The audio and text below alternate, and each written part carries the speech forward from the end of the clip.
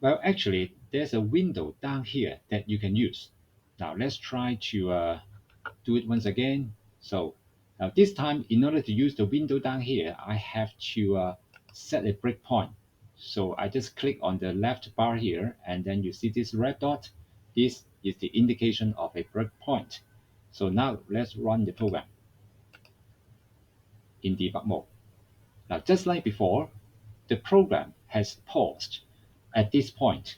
Okay, and this is due to my breakpoint here. But this time, I want you to look at this window down below here. And as you can see, this window has three tabs. This first one is called Autos. The Autos tab shows you all the relevant variables in the current line and a few lines before it. So you can see friends is in here, okay, because this line is immediately before this console.read line. And you see the variable name is friends, and then the value is of the type is string, and it is an array. Okay, and if you click on locals, you see more variables. Why? Because locals shows you all the variables that are in the current scope that you're looking at. And currently we have only two variables. The first one is friends over here, and then the other one is args, args, which is an argument to the main function. Okay, now if you have a lot of variables here, this can be very confusing, and autos can be very confusing. If you just want to focus on some variables, you can use the watch tab here. Okay, you can see that when I click watch, the watch tab, friends is already showing up. In your case, friends may not be shown here. If you want to make sure that friends is shown here, you can click this drop down list and then search for friends and to add it here, just like what I did before. Okay, so let's stop the execution. Now let's try to undo the changes here.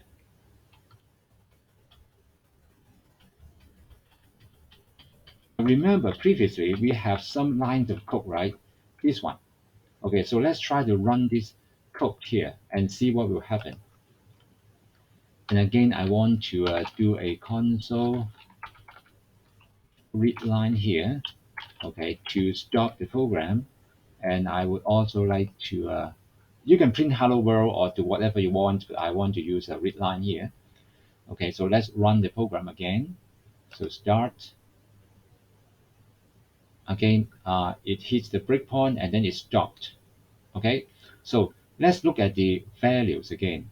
If you click this triangle and expand this array, and you can see that we have the values of friends here.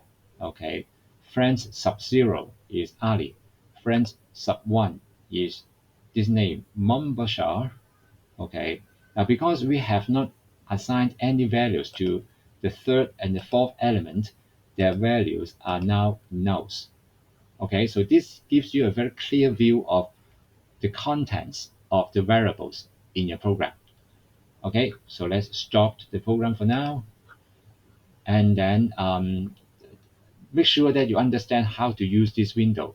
So instead of just going through the notes, I want to introduce the use of the debugging function in Visual Studio, which is very, very important to you if you want to do something serious with your program.